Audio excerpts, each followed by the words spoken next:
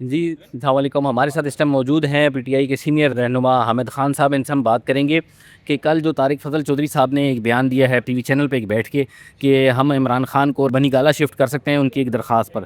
تو کیا آپ ایسی کوئی درخواست لکھ کر عمران خان کو ادھر شفٹ کرنا چاہیں گے بنی گالہ؟ ہرگز نہیں، ہم نے کوئی درخواست نہیں دینی اس ناجائز حکومت کی. تو کیا یہ کوئی سیاسی پیش رفت ہے یا آپ لوگوں کو یہ سیاسی نرمی دکھا رہے ہیں یا کچھ آپ؟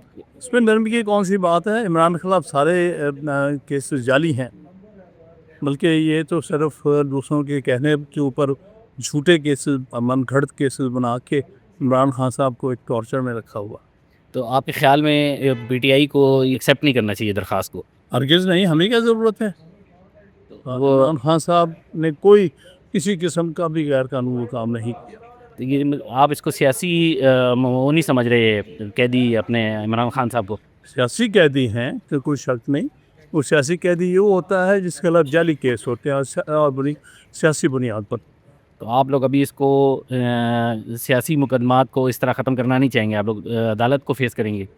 وہ عدالت کو فیس کر رہے ہیں، 2-2.5 سال سے کر رہے ہیں، تو ہم کبھی پیچھے ہٹنے والے نہیں.